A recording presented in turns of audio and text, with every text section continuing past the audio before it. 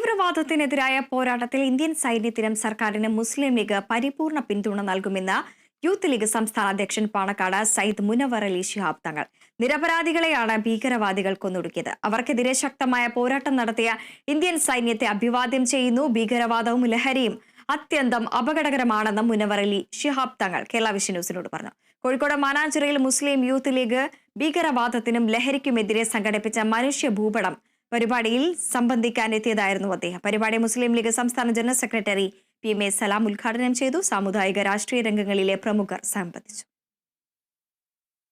ഇന്ത്യയിൽ നിരപരാധികളായിട്ടുള്ള ആളുകളെ കൊന്നൊടുക്കിയ സാഹചര്യത്തിലെ ഭീകരർക്കെതിരെയുള്ള ശക്തമായ പോരാട്ടം നടത്തിയ ഇന്ത്യൻ ആർമിക്ക് ഉള്ള ഒരു ഐക്യദാർഢ്യം കൂടിയാണ് ഈ ഒരു സമ്മേളനം.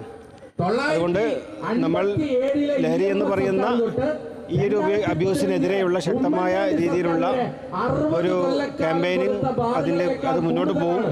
അതേസമയത്ത് തന്നെ രാജ്യസുരക്ഷത്തിന് വേണ്ടി നിന്നിട്ടുള്ള സൈന്യത്തിന് ഐക്യദാർഢ്യം പ്രഖ്യാപിക്കുകയും ഈ ഒരു വിഷയത്തിൽ ഇന്ത്യക്കൊപ്പം മുസ്ലിം ലീഗ് പാർട്ടി നിൽക്കും എന്നുള്ള ഒരു വലിയ പ്രഖ്യാപനമാണ് നടത്തിയിട്ടുള്ളത്.